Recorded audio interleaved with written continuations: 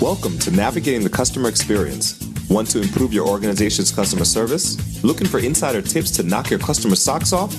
Then you're in the right place. Here's your host, Yannick Grant. Welcome to Navigating the Customer Experience. On today's episode, we have with us a very special guest, and her name is Rochelle Gapere. Rochelle is an attorney, happiness coach, and entrepreneur, known for bringing her charismatic personality and sheer joy for living to every experience and individual that she encounters. She has mastered the art of living life fully and passionately.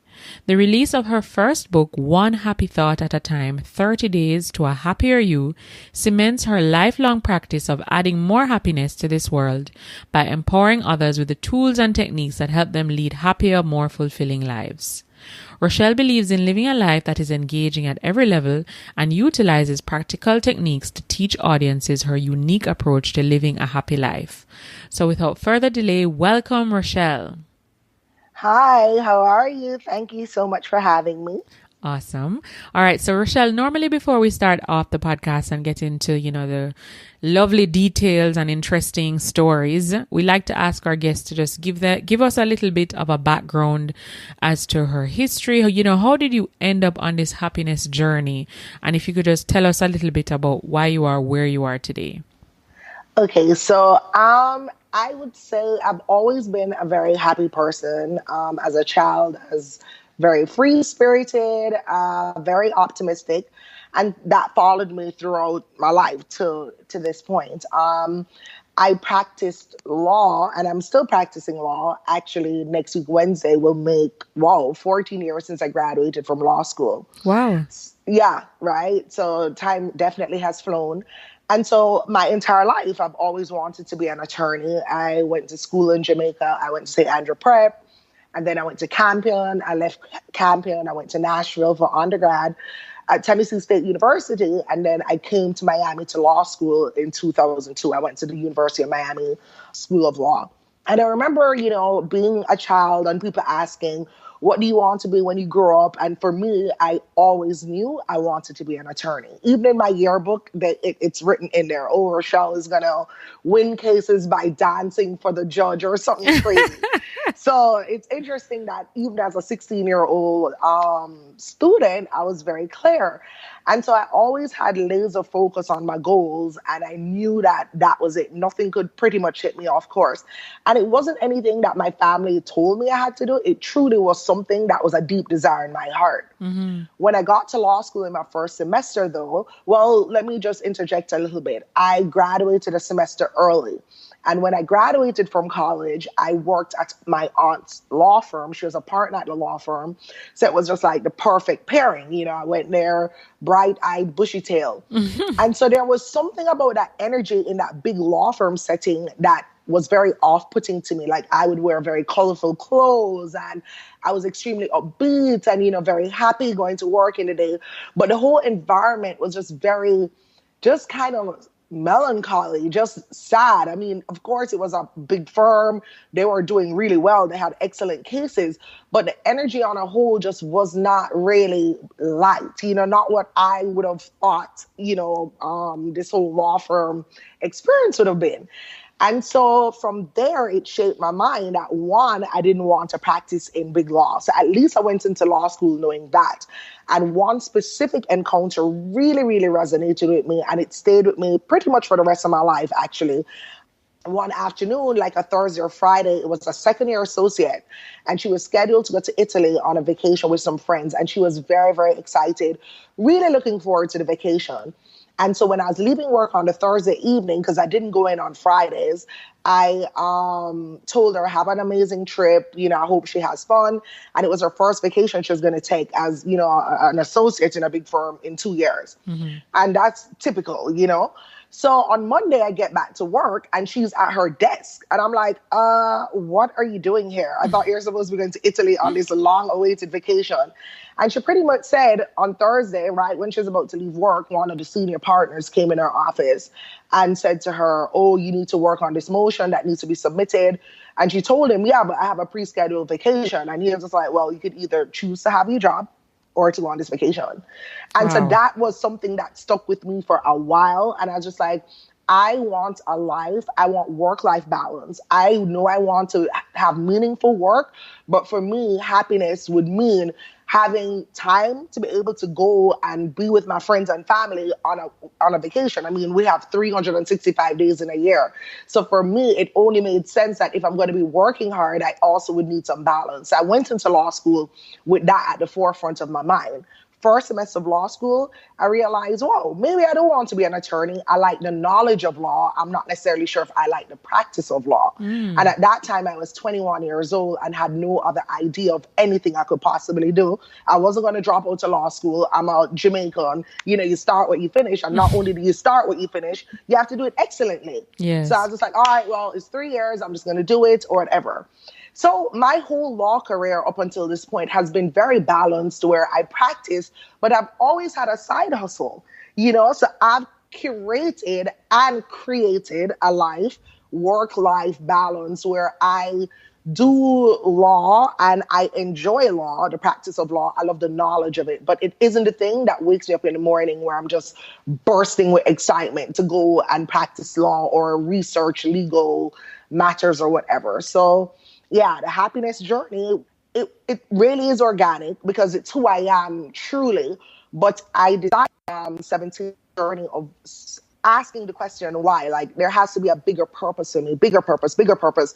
And it was in 2016 and I really was getting a little bit, it wasn't anxious, but I was agitated a little bit. You know, when you get to that space where this is just not enough and I just needed more. And so life is so incredible how sometimes the doors that close are the doors that sometimes propel us to our purpose, which is what happened to me is that I was in a long-term relationship and I thought I was going to marry the person I was with and the relationship ended. And it was through that relationship ending and, you know, friends and family asking me how I was doing. And, you know, I told them, well, I am sad that and I'm disappointed that the relationship ended because, of course, I'd been with the person for 5 years. And I really up until that point, I had envisioned and pretty much created a future where he was an integral part of it. And he would be an integral part of the actual work aspect of it, right? So when that pretty much blew up in my face, you know, it was one of those things where obviously I'd have to press forward. And I got to a point where I was just like, what now? And so as I'd come in contact with friends, they would ask me and I'd tell them, well, one area of my life being bad doesn't mean my entire life is bad. I still have a career. I still have family and friends who love me. I still have my health, most importantly. And as I tell people that, they kept saying to me, wow, you have a very refreshing perspective. You probably should write a book, right? So I had an aha moment and I was like, okay, maybe I should write a book about this. And I love books. Like I am obsessed with learning. I love books. I still have a library card. I go and pick up books like every week. I read voraciously and I've always known I wanted to write a book, but I just didn't know about what. So the bell went off. And so that's how I ended up writing the book. But in writing the book, I realized, okay, I still wanted to dig deeper. Why was it that I had this perspective that people kept telling me was refreshing? Why wasn't it just something that came second nature to people on a whole? Like, aren't we all on this earth wanting to be happy? I mean, most of the things that we're doing, it's because we think it's going to add to our joy, whether it's buying a new car or going on a vacation or dating that person or, you know, whatever it is, you know, buying the purse. That is what it is, that constant want or seeking, you know, happiness and fulfillment. So I started studying the science of happiness to get deeper. And in studying the science of happiness and just researching, I came across the school of positive psychology. And I was a psychology major in undergrad, but at that time, 1998 to 2001, this psychology was more based on, okay, what is wrong with you? How are we going to fix it? Yes. You know what I mean? But now, this school of psychology, which was birthed within the last 10 years, is more of a no, what's right? You know, let's figure out ways to even enhance it. So when I'm doing the research, I was just like, oh my God, I love it. Like I could not stop learning. So I went along, I got positive psychology certification through University of Pennsylvania. And so from that point on, like I've just been studying the science of happiness. I became a happiness coach. Now I coach people, businesses, how to add more happiness in their workspace, individuals how to add more happiness in their lives, their day-to-day lives. I've written a book. I'm one of the co-founders of a woman empowerment summit called Women Winning Now, where I speak about happiness and teach audiences how to, like add happiness into, their day-to-day lives. So it's, of course, I've spoken for maybe 2-3 minutes, but it truly is a closed door that got me here. And so, now I jokingly tell people when they tell me, oh my God, I'm going through the breakup, or I got fired, or the rejection or whatever, I said, you are in the absolute best place you could be, because now you get to create a life that you want. So you take the disappointments and you take the wisdom that you've gained, and you now have this blank, clean slate, and you could create from that space, which is what I did. So I am a walking billboard of how a plan that you have for yourself, the plan A sometimes may not be the best plan, and that you just have to be open to pivoting and just being open to learning some more and just using the rejection or the disappointment to propel you in a greater, more amazing existence, which is truly my story. Amazing. Wow.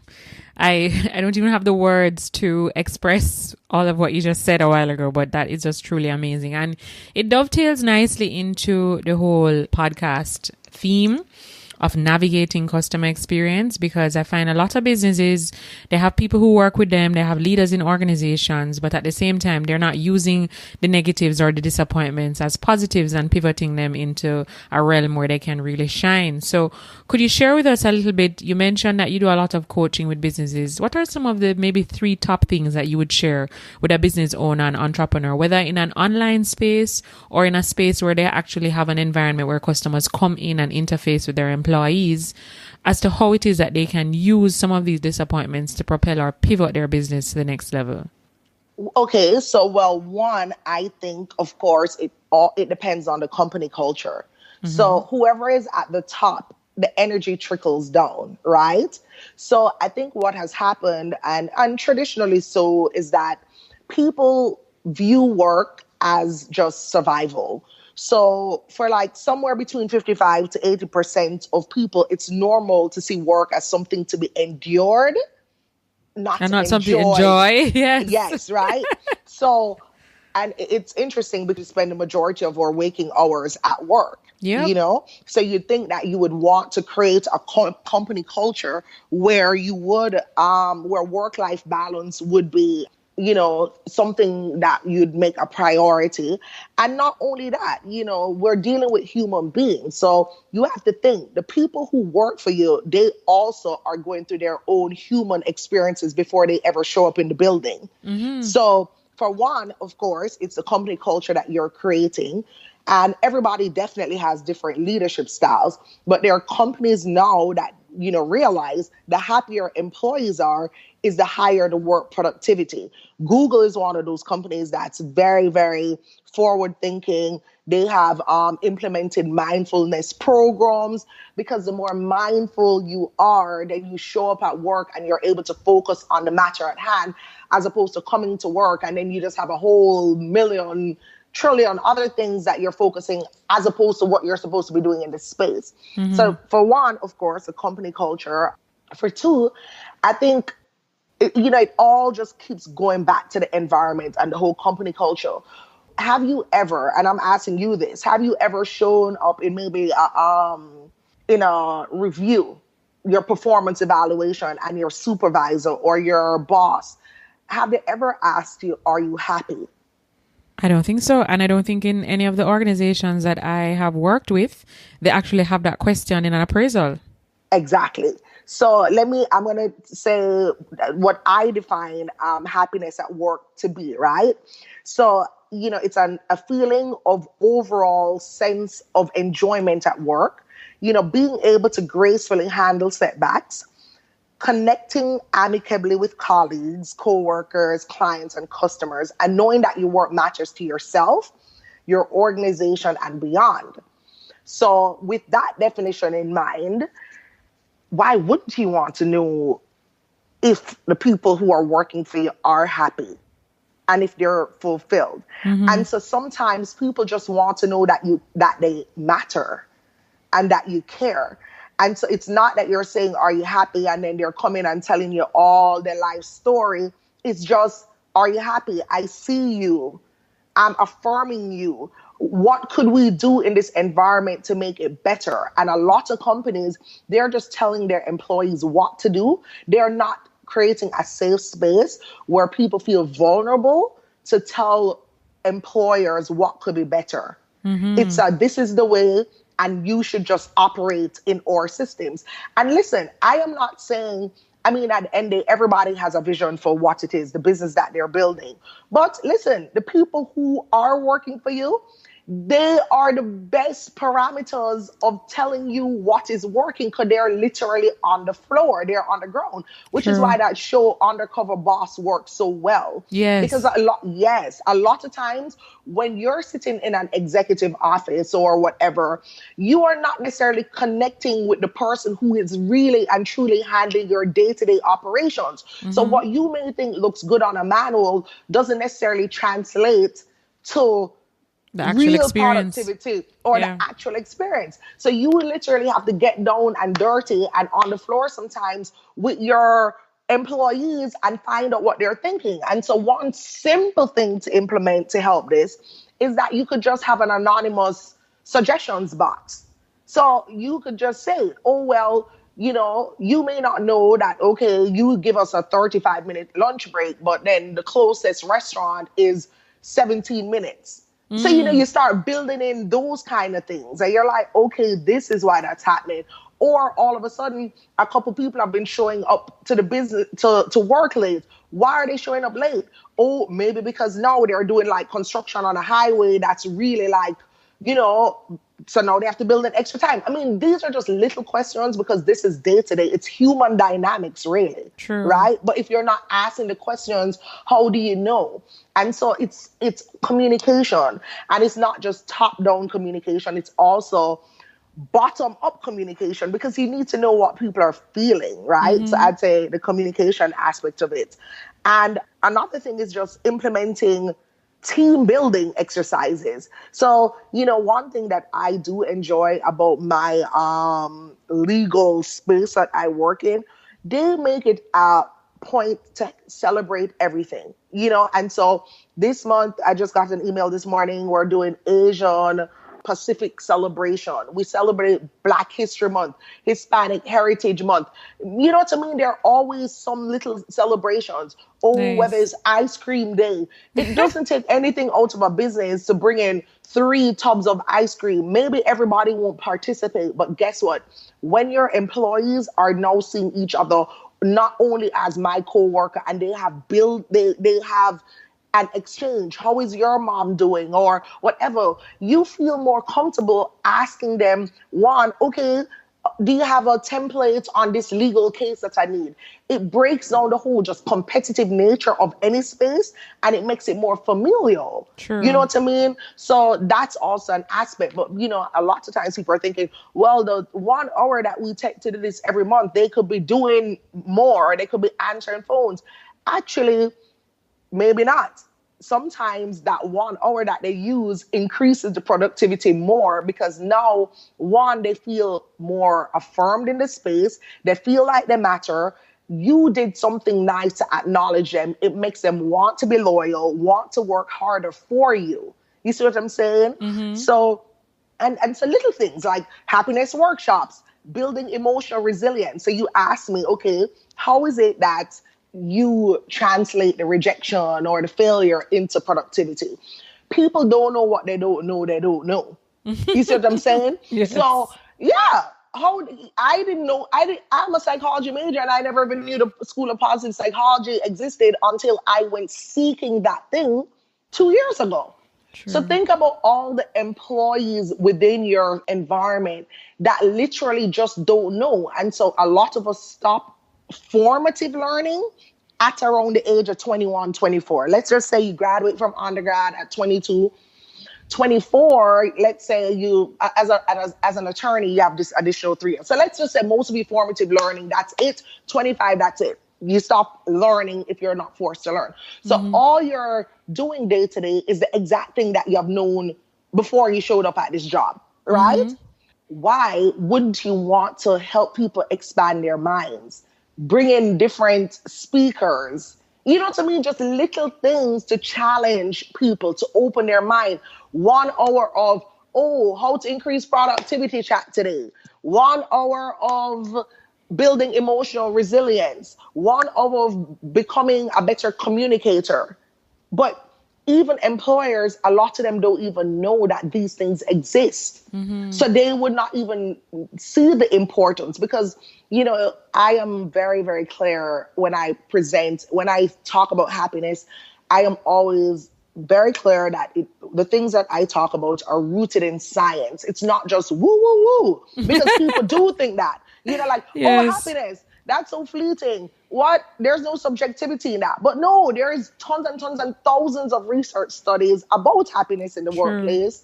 You know what I mean? So I guess, you know, employers also need to be made aware that these services are available and really the importance of equipping themselves with the knowledge in order to help their employees become more productive. Because guess what? That's the point of work. Like, people are at work for productivity, to make money, to get returns on investment.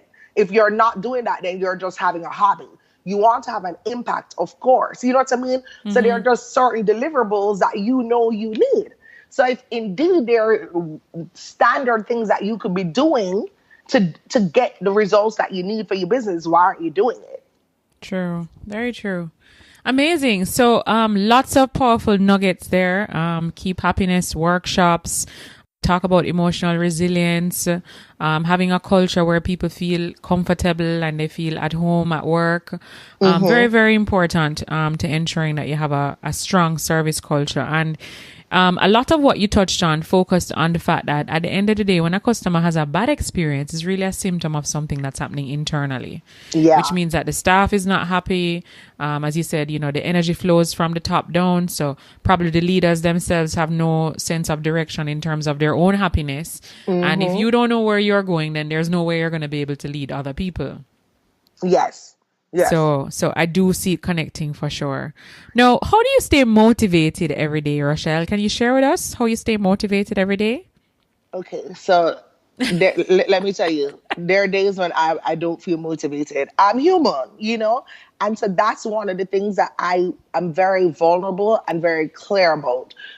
I wake up and I choose to act, you know? So sometimes you have to get past the emotion of things. But then there are days when I literally say, no, Ro, you need to just relax because you can't pour from an empty tank. And so I believe, and remember I said it earlier, work-life balance. Yes. I am a better Rochelle when I get adequate amount of sleep. I am a better Rochelle when I'm working out, you know? So motivation comes from the fact that I'm actually doing work that I love, work that I know I was put on this earth to do. So it's not even when I'm tired, I could talk about happiness. I could teach people or motivate people about ways to infuse their life with more joy. I love to inspire people to become the best versions of themselves. So I truly believe that I'm operating in purpose. But it doesn't mean that, every day is just a wake up and bounce off the wall with energy days. It just means that I make the choice. Because one thing that I'm keenly aware of is that our time is finite. And so I don't know if I'll have tomorrow or if I'll have next week or the week after that. So one thing that really keeps me going is that I live every day as if it's my last day because it very well could be my last day. And so with that at the forefront of my mind, it helps me, one, not get bogged down in small things that really are not edifying or not helping me become better.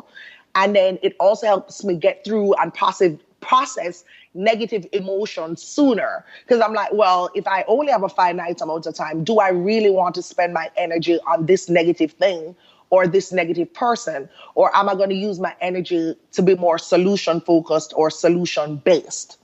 So it really is a mindset matter for me. So I renew my mind. Like in the Bible, it says, be transformed by the renewing of your mind.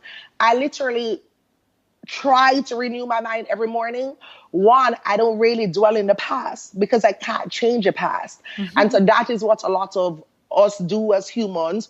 You know, there's this scientific concept, rumination, where you will just get stuck and bogged down in this thinking, and rumination coupled with regret causes us to just be crippled, you know? And so we'll just keep thinking, oh, I should have done this better. I should have done that better. You know, if I could change this, but really you can't change it. All you have the power to do is change your present, right?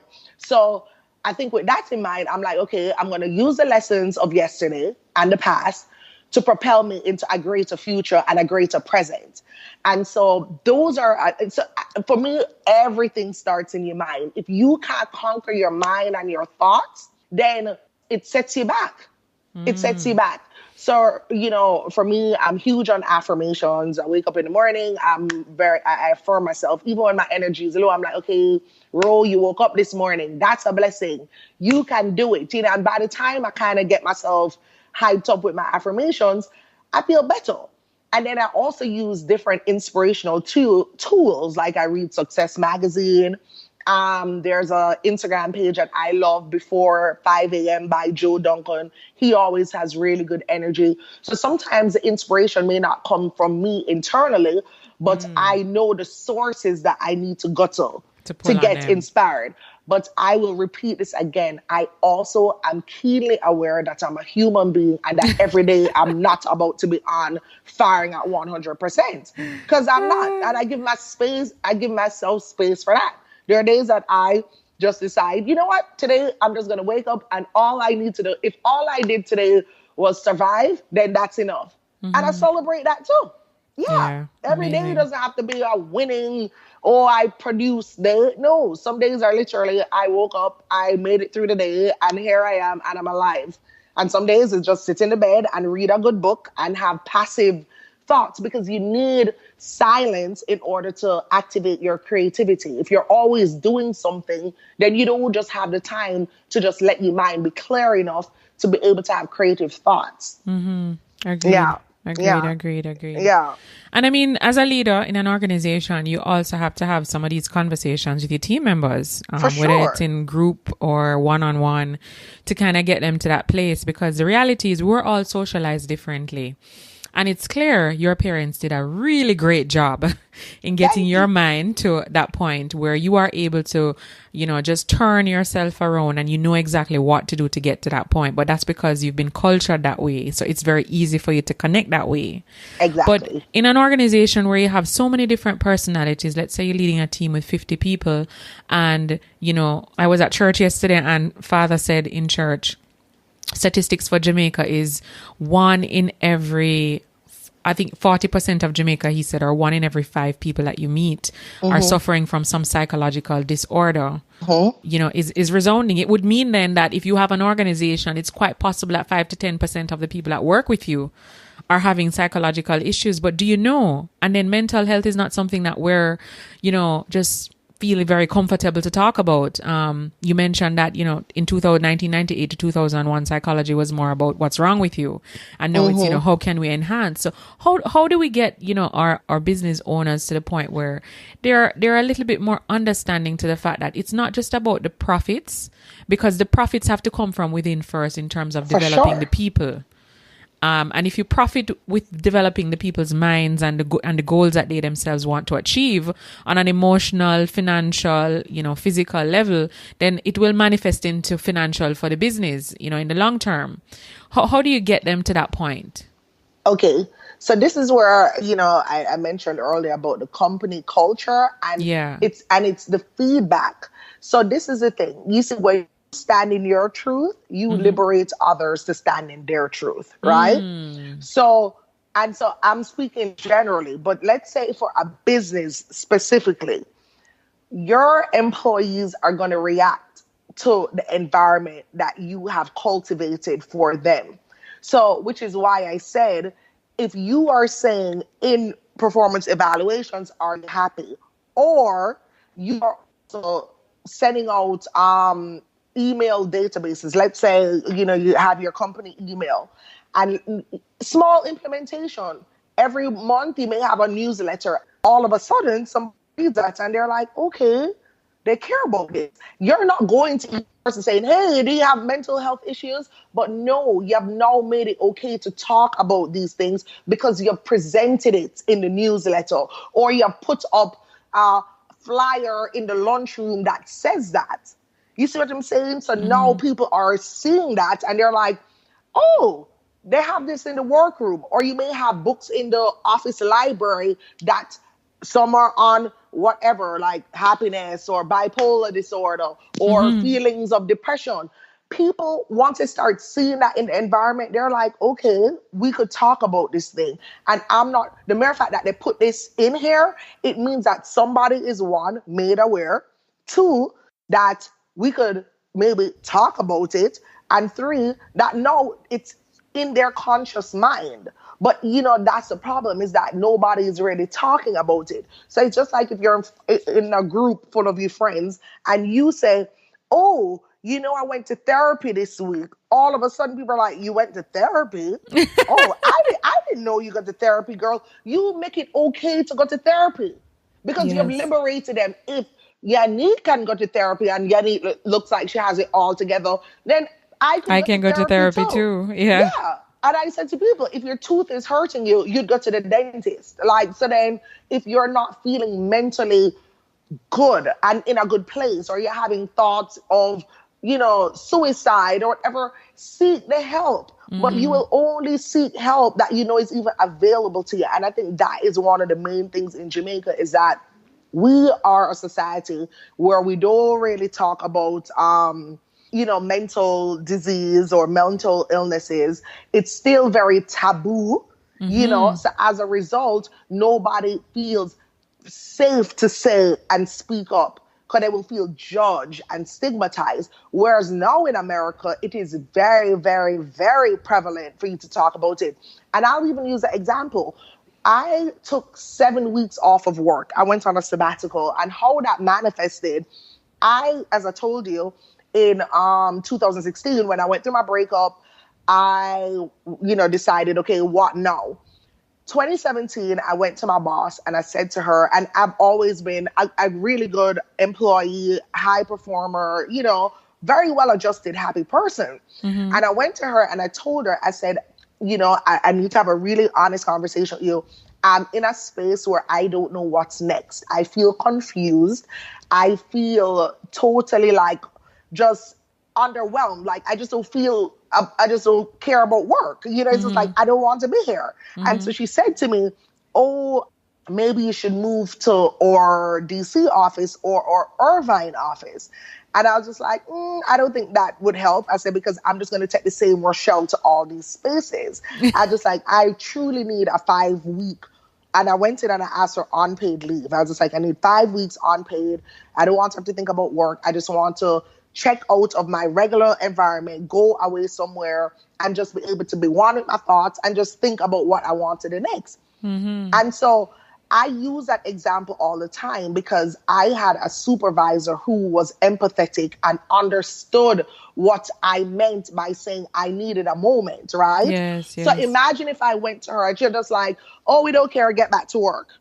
But I felt safe, and my workplace created an environment where I felt comfortable enough to go to her to say that. And I ended up getting 7 weeks paid vacation.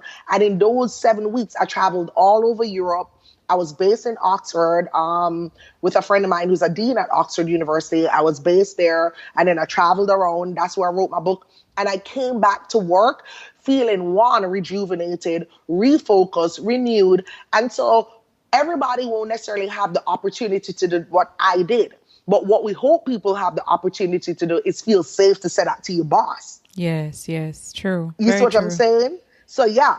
So that's why I'm a firm believer of allowing employees to have a mental health day. It doesn't necessarily mean that, oh, you had to be sick with chickenpox or the flu. No, you literally took the day off because you just needed to be off, to whether you go to the therapist or whether you went to the beach just for a moment to regather yourself. Yes. And so that's what I'm saying. The conversations just need to be had so people feel safe to be able to talk about it. But it's just little clues that you could start incorporating. The flyer in the break room, the asking, oh, are you happy in this performance evaluation? Putting the books in the library at the office, sending out in a newsletter, oh, blah, blah, blah. Maybe just including a positive quote every month, asking employees to submit a positive quote, to be included in the newsletter. So they feel like, okay, they want to make an effort at this, and so then people want to speak up. Very true. Very true. Love it. So we have to have more leaders who are open to being vulnerable and being empathetic and caring enough that you feel safe and you can share information with them. As you were speaking a while ago, you reminded me of one of the people that I look up to so much. I mean, she helped me so much during a time in my life when I needed to get through some family issues. Brene Brown, and I did a course with her. She's amazing. I can picture the two of you on stage. I think you should. I think you should. Her. Yeah, I think you should try and partner with her to do something, because I can see the two of you are clearly aligned. I mean, I get the same feeling, I get the same message, I get the same connectivity when I hear you speak and when I hear Brene speak. Did you watch her documentary? I did. Courage? I did. I just watched it last week. It was fantastic. Amazing. Yes, I like her a lot. Amazing. Yes, I like her a lot, and it's true. People need to feel safe to. Just to be themselves. Yeah, very true. People just need to feel safe to be themselves. And so this is another thing I'll say. It starts honestly with you. When I go to work, I don't care about the energy that is in that office. I show up as my happy best Rochelle self. Mm-hmm. I tell everybody good morning. I give people compliments. People want positive feedback. I tell my coworkers, I appreciate you. I bring maybe a $5 Starbucks gift card every once in a while. It's just little things, because happiness truly starts within yourself. True. If you are not happy internally, you will not be able to go to work and just miraculously be this happy employee. No. You have to be happy within yourself, and then what you show up as, it is what's coming out of you, right? So I always, good morning. I talk to the security guards at work. Every person wants to be seen and feel that they matter. And so when your boss looks on you and says to you, how was your weekend? You feel good, because, okay, it's not, where's the report? What did you do? No, it literally is, how was your weekend? It took 1 second, and it's your boss. So you're not going to sit there and say, oh, well, I went to the club and then I got drunk. And then, no, you probably are just going to say, it was great. How was yours? True. And so that's it. It's just like a coworker last week. Unfortunately, her sister had a stroke and ended up passing. She came back. Yeah, it was so sad. And so she came back to work. We had flowers on her desk, like succulents. So she'd have to water it and nurture it. That literally didn't cost anything other than $10. But you could tell the gratitude on her face when she saw that we did that and signed a card for her. So that's what I'm saying. It's little things. It's just being kind. Every person wants to be in an environment that's, one, positive. Two, where you just feel like you could go there and not feel judged or overworked or overstressed. And people actually will work harder for you if you treat them well. Very true. And it doesn't take a lot to treat people well, and I'll use this as an example. Last week, I had a rash on my arm randomly, had to go to the doctor on Wednesday, and there was a case that I worked on that was time sensitive, and I needed to bring it to work. But my boss said to me, bring it when I know you're, having this rash, and as long as you're okay, don't worry about the time sensitivity of this file. I ended up going to work Thursday at 2 p.m. to drop it off. You know why I made that extra effort? Because my boss treats me with respect. Yes. And she cares about me. When she saw me in the office on Tuesday, she actually saw my arm and she was like, what's wrong with your arm? Mm-hmm. You see what I'm saying? So it didn't take anything out of me now on Thursday to go out of my way to go there with this rash still on my hand to drop off this time-sensitive file. And you know what? Before she left the office, she came by and she said to me, I appreciate you for coming to do this because I know you didn't have to. True. And that makes a difference. Exactly. So I will show up for her again and again and again and again. Because not only does she just look on me as a worker bee, she looks on me as an actual human being. Because we could all get a rash. We could all be sick. We could all have a sister who had a stroke. Yep, you know what I mean? Yeah. Yes. Totally understand. And that's what you want. You want bosses, or people who you work with who can connect with you on a human level. Who care and they don't just take for granted that because you're being paid you have to do it. You don't have to, and you have a choice. And the fact that you made the effort, and then she actually recognized the fact that you made the effort, you definitely appreciate the fact that she values you.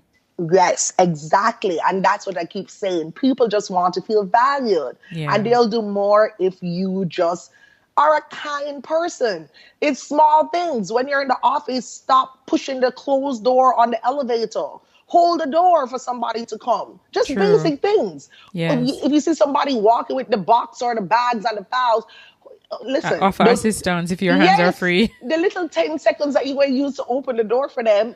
You know what I mean? It's just little things. It's not a big thing, but it all starts within you. True. And so each individual, as you show up as your best self in the office, people will also want to show up as their best self. Amazing. Yes, that's true. That's true. Okay, Rochelle, could you share with us one online resource, tool, website, or app that you absolutely cannot live without in your business? Google.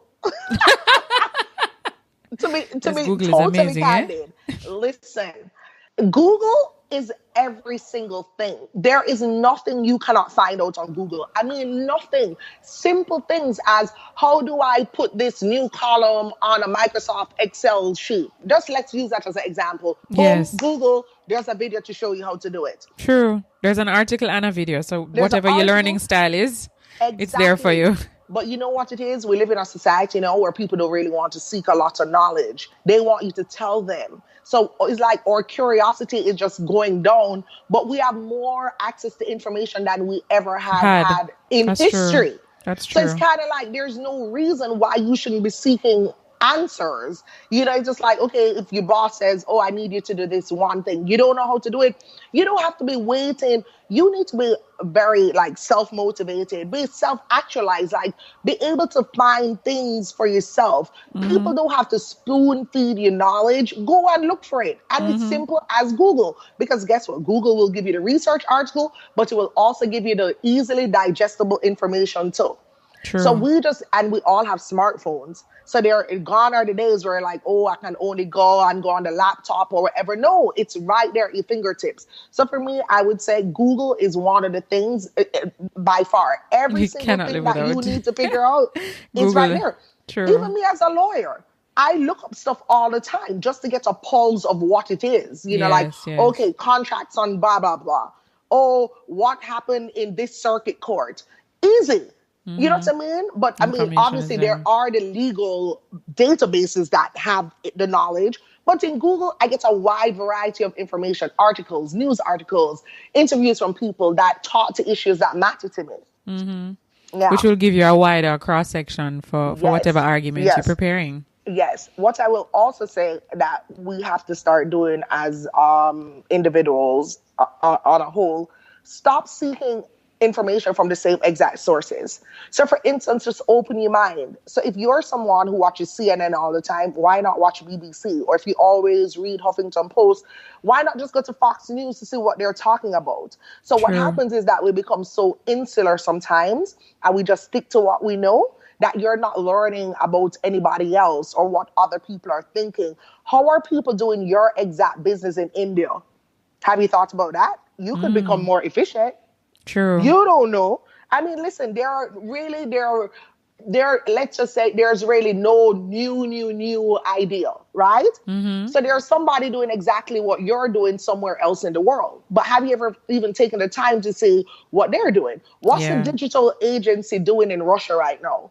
What's the digital agency doing in Pakistan? They have a digital agency there. Have you ever thought to think, research what they're doing? Maybe you'll have a couple aha moments. Yeah, very true. I totally agree. And I mean, even from a customer service perspective, customers don't benchmark their customer experience and match same business with same business anymore. So you have local companies in Jamaica who are being compared to Amazon, even though they're not in the same business space. But that's because people are having different types of experiences and they're expecting that if that company can do it, then why can't you? Exactly. Another thing, Yannick, that I will say, people are not open to criticism. Yes. This is the issue, because people take criticism as a reflection of who they are. Yes, they get defensive. Exactly. So I will say, you could have a $20 bill and you could crush it, you could step on it, whatever. It's still a $20 bill. It doesn't change its value because you crushed it up or threw it against the wall or whatever. So what a lot of employers could do, especially when you're in a customer service-based industry, you need to be asking your clients and your customers on a regular basis, what could we do better? Yes. And be open to what they say. I'm not saying you're going to ask them every day or every whatever, but you literally could just be like, you know what, April, I'm going to have a what could we do better campaign twice a year. And then whoever, you send it out or you ask them. And nowadays you have Instagram. It's so easy. And I could easily say, all right, well, when I come in to Tasty or Sugar and Spice during 12 to 3 rush hour time, I would hope that you'd have minimum 4 cashiers because I need to get in and out. True. But listen, that's just simple. So all you do is know that during that time, you are going to do that. It's not hard. It's not rocket science, but you don't know because you're not asking. And because now you're taking the criticism as an affront to you as an individual and becoming sensitive to the feedback, not realizing that feedback is literally what makes us better. Yes. And I've had to work on that. You know what I mean? Because it's easy to be in your head thinking that, oh, I have it all figured out. But guess what? You also only have your point of view and your view of the world. So you, Yanni, could teach me certain things. Because you could say, Rochelle, have you ever thought about doing it that way? And all of a sudden, my mind has now expanded. Yeah, and your perspective changes. That way. Exactly. And so with customers, because you're dealing with people on a day-to-day basis, it is imperative and it is so important that you ask, what could I do better? Where could I improve? And really, because you know what, too? You'll start seeing trends. You'll see like 10, 12 people say the same exact thing. And then you're like, oh, wow. Or you may even get really good ideas. So it's interesting that recently I announced that I'm going to launch an online course called Happily Single. And I've put it out there just randomly, haven't given much of the course details or anything. Do you know that I've had so many people, one, send me direct messages about little things that they think I should include. And I literally took because I did my filming in 2 different sittings. So I took their feedback and I implemented some of that. And then one random girl said, oh, do I smell another book coming? And I was just like, ding, ding, ding, because I do think I'm going to write a book about this. So you see what I'm saying? But I would never have received that feedback if I wasn't a person who always, when I communicate with the people, my audience, I always ask them, what do you think I could do better? Or what do you want to learn more about? Or, and I don't take it as an affront because guess what? I'm not every single woman living in the world, nor am I every person seeking happiness in the world. So I need to know what people need to hear from me, to become successful. Yeah. That's true. Very true. So feedback is very, very important. Oh my God. It's so important. It's not even just from a customer experience perspective. It's just generally speaking. It's funny you mentioned that because, I find a lot of businesses, and even people generally, when they do get criticism, they do get defensive, and they get defensive in the weirdest ways. I remember a couple of years ago, I went to a fast food chain and I found a cockroach in my box. And the first thing the cashier asked me when she opened the box was if the cockroach was dead or alive. No, she didn't. Oh, yes. And, I'm not sure how that question was even relevant because whether or not the cockroach was dead or alive, the point is the cockroach was in the box. Yes. So, the questions that we ask, clearly they're looking for, I'm assuming the question was probably going down the avenue of, well, maybe if a cockroach was alive, possibly he crawled in there at a different Oh my venue, not at God. the venue that, they had presented me with the box. But regardless, we do get defensive as people, and I put myself into it as well. Sometimes we think, as you said, it's a personal attack against us as a person. And if you really, just try to take the emotion out of it and look objectively at what the person is saying. And, just look at the fact that maybe there is some merit in what they're saying, and maybe there is something that you could change or do better. Exactly. Because how do you become better if you aren't learning? Yeah. And a part of learning, it's just like when you're a child. If you got a math problem wrong, then you knew it was an area you probably needed to study more. You didn't study the things that you got right all the time. You tried to also correct the things that you got wrong. And Correct. it made you better. So the next time you took the math test, you got the question right. Yeah. Amazing. Yeah. All right, Rochelle, could you share with us maybe one or two books that have had the biggest impact on you? Oh, wow. Let me tell you, girl, The 4 Agreements. I will not stop talking about this book, The 4 Agreements. It is tiny and it may be short read, but it is the gift that keeps on giving, because it's literally 4 topics. And my favorite is don't take things personally, right? That's agreement number 2. And it goes right into what we just spoke about getting the feedback and not making that be a reflection of who you are. You know what I mean? It's not a reflection of who you are. It's just information.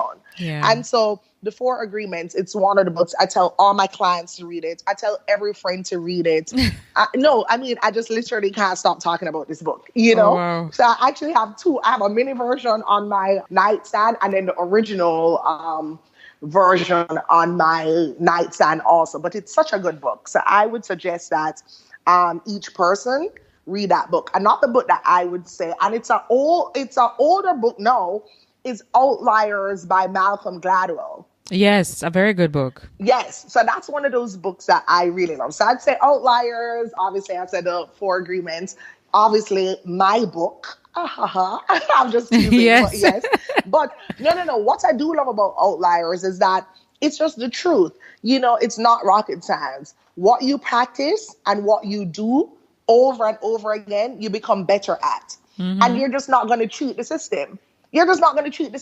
Every single successful person who is operating in a spirit of excellence, they tell you they practice and they practice more. So let's even talk about Beyonce. Like, she recently released her Coachella performance on Netflix. She said she practiced for 8 months. Right, for a 2-hour performance. Right, yes. Yeah, for a 2-day, 2-hour performance. Isn't that wow? But people just look on Beyonce and be like, well, it's Beyonce. No, she's Beyonce, obviously, because she has natural talent. But she's also Beyonce because she's putting in those 10,000 hours. So, I said to people, you have to do the work. You're not going to cheat the system. You have to do the work. Usain Bolt, he trained hard. True. Michael Jordan, he trained hard. LeBron James, he trained hard. And you know what? At the end of the day, things may not go your way, and you get back up again and you keep training hard. Yeah. And you keep working hard, And so I would say you just have to put in the work, to accomplish your goals, to accomplish your dreams, and nothing, we all start at different starting points in life, right? So it's not saying that, the person who started with the private school education and the access to tutors and all that may not have more, assets up front to mobilize. But it just means that you may have to work a bit harder, but nothing is really out of your reach, but you have to just try it. Yeah. And I think so many of us, we just get bogged down in trying to see the entire story and how we're going to make it work rather than just taking the first step. And so I always say small wins are still wins, and those small wins build the momentum for the big wins. Yeah. So I tell clients, you have a business idea, just buy the domain name. You'd be surprised what that $9.99 investment on GoDaddy does for your self-esteem. Yes, and for your confidence. You feel like you've gotten somewhere. Exactly. But if you That's sit there, true. you're like, all right, I have to write the 20-page business plan, get the funding, build this, build a website, da, da, da. By the time you think about all the things that you have to do, you just are kind of Yeah. like You kill your own demotivated. spirit. Yeah, Yeah, you kill your true. spirit. But if you just start operating, just start putting one foot in front of the other, you'll be surprised. And so that's why, I like to talk about little tools to help you, which is why I said you'll be surprised what that flyer in the lunchroom does. Are you happy? Yeah. How could Makes we a make the difference. workplace better? Makes Here's a the difference. anonymous box. Put in your feedback. We just want to hear from you. We value our employees. Literally just having even a wall with some positive posts in there, positive quotes on the wall. You may have it in the bathroom stall. You know what I mean? So you walk in and you're like, every day you may not feel like being here, but you show up every day, that quote, all of a sudden you see, you're like, okay, I get it. That's true. Every day I don't feel like being here, but I'm showing up. Yeah. And Very you read true. that and it just triggers something in your brain. So it's not big things. It's just little things that ultimately that we just all have to start doing individually. And then, of course, as a group, that will, help one, increase obviously the customer experience and just ultimately enhance all our environments. Because a happier employee goes home as a happier parent, as a happier spouse, Which will because you're make the spending world so a much better time at place. work. Yeah. Exactly. Very Exactly. true. Very true. All right, Rochelle, could you share with us one thing that's going on in your life right now that you're really excited about? Either something that you're working on to develop yourself or your people. And I have a little inclination as to what it may be because I know you mentioned it a little earlier. Yes. But So, okay. So, well, Woman Winning Now, it is on June 9th in New York. We are so excited. It's a month away. And yeah, we're in the throes of planning. And the thing about Women Winning Now, for those who don't know, it's a women's empowerment summit. And I love it because I become so much better after each one. So we've had Miami, Toronto, London so far, and they've all sold out. And wow. what is beautiful about it is that women come in that room and you can tell the trepidation, and everybody comes in with different stories. Some women, they want motivation to start a business. Some just want to figure out, some people just want to know that they're just not even alone. And so by the end of the day, the transformation that literally takes place in that small amount of time, it's incredible. And I always tell people the best investment you could make is Is an in investment yourself. in yourself, Yeah. right? So as much as I impart knowledge into those ladies, every time I leave any Woman Winning Now, I'm a better Rochelle for having experienced the people, having heard their stories, and having their knowledge imparted on me. So I'm really, really, excited about it. My business partners, Rachel and Nicole, all of us, our missions in life, it's to truly impact others and just make them see that they too are capable of creating the life that they imagine and that they dream of. And not only are they able to do that, but to see that it just is a work in progress because we don't have it all figured out. And I think that's one of the things that most of the women realize is that, oh, they're also trying to figure it out too. Because to me, as long as you're living, you're always growing. Yeah. And so you'll always be figuring something out, so if it's not, okay, now I'm a single woman, but then I'm going to transition hopefully one day into being a wife and a mom, I'll have to figure that out. So it's beautiful being around other people, hearing their stories. And, I go back to the vulnerability aspect of things. When you see other people as confused as you or trying to figure it out like you don't feel as alone anymore. And you're like, wow, she's where she was me 2 years ago. I was the Rochelle who went through the breakup, who was trying to seek my purpose. And here I am. Now I'm Yeah. clearer. It doesn't mean I know everything, but I'm a little bit clearer. And so now I share my wisdom. So even if I could prevent another woman from getting as stuck as I was in that season, that's, a huge benefit to me. Amazing. Amazing. So Women Winning Now, what date is that in June? It's June 9th, 2019. It's a Sunday, 12 noon to 4 p.m. And it's at the Ritz-Carlton, Westchester. Okay, so we'll have that in our show notes of this episode for those of you that are outside Thank of you. Jamaica and are looking, to connect with Rochelle and her team, or if you're in Jamaica and you are able to facilitate visiting New York to attend that workshop, we'll have all of that information in the show notes. Now, what's even greater is we're going to also have access that you can be able to connect with Rochelle if you've never heard of her before. And this podcast is now giving you the opportunity to connect with her. Rochelle is going to now share with us where you can find her online. So, Rochelle, can you tell them where they can find you online? Yes, so I am on all social media platforms: Instagram, Twitter, Facebook. My first and last name, Rochelle Gapere, RochelleGapere. And my website is also RochelleGapere.com.